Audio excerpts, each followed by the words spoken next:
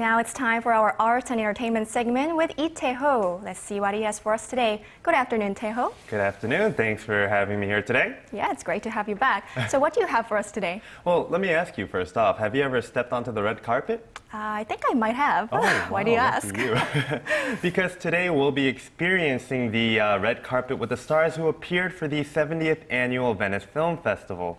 So let's go ahead and take a closer look at who was there and also what films are in the running for the coveted Golden Lion. The Venice Film Festival. It is the world's oldest film festival, and this year it is celebrating its 70th anniversary.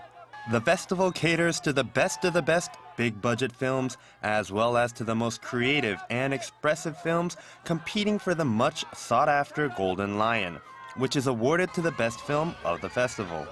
20 high-powered films are competing for the Golden Lion this year, including actor James Franco's directorial debut, Child of God, a movie adaptation of the novel by Cormac McCarthy. Also featured is the film Philomena, starring Judi Dench. So it's a very various and articulated program this year. We have big Hollywood films, like the opening one, which is a really strong film. And on the opposite, we have some of the most radical form of expression of filmmakers that are beyond the conventional cinema, or the classic cinema that we are used to see in the first century of life of the cinema. The opening film of the festival was literally out of this world.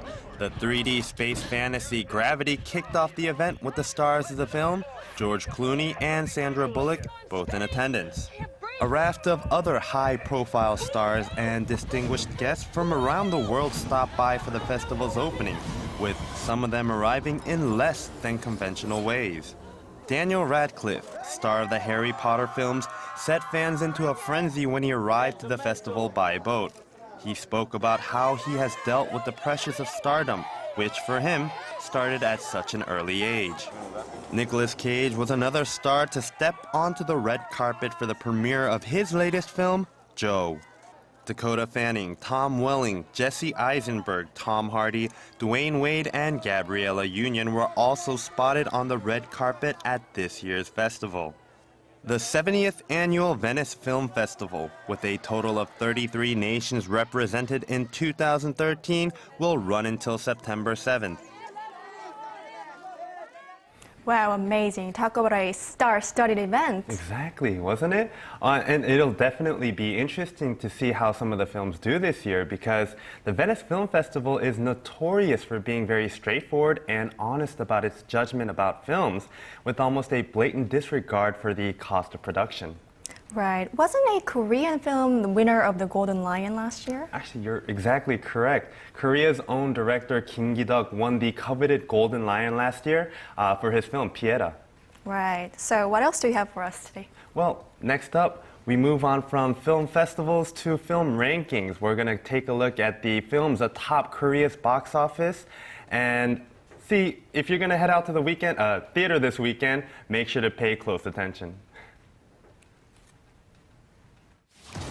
Here are the Korea box office rankings for the last weekend of August. Let's kick it off at number 5. Racing through the ranks and holding steady at number 5 this past weekend was director Bong Joon-ho's Snowpiercer. Based on the French comic by Jacques Loeb, the Earth is ruined and all that is left of the human race is inside a train. Follow along as a group of poverty-stricken outcasts try to make their way from the end of the train to the front, a place they consider paradise. Next up at number 4 is the viral sensation, the flu. The flu in this film, caused by a lethal mutation of the common virus, threatens to go viral and threaten the survival of the human race. Moviegoers will remain on the edge of their seats as firefighter Kang Ji-gu, played by Jang Hyuk, and Dr. Kim In-ae, played by Sue, race to find a cure for the deadly virus. At number 3, we find Hide and Seek. So what do a lost brother, strange codes, and strangers who dwell in the homes of others, unbeknownst to the occupants, all have in common? The answer? A game of hide and seek as Sung-soo, played by Son Yeon-ju, fights to protect two families and find his long-estranged brother.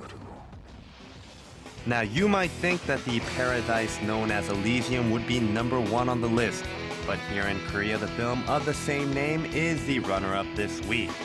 In the film, 1 is the number to watch. That's the percentage of humans who live a serene and perfect life in a world with no fear of injury, disease, or death.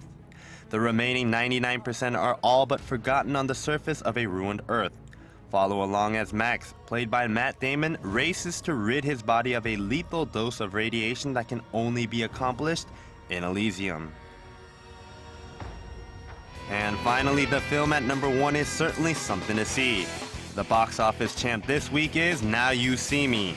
Watch as the film's 4 horsemen pull heist after heist, only to reward audiences for their attendance. But be careful, because what you get may be more than meets the eye in Now You See Me. Wow, I was just thinking about going to the theater this weekend, and there are so many to choose from. Well, there's a great lineup and a great selection of movies for the first full weekend here in September, right? That's right. Well, thank you so much for your report today, Tae Ho. Thank you for having me. See you again tomorrow.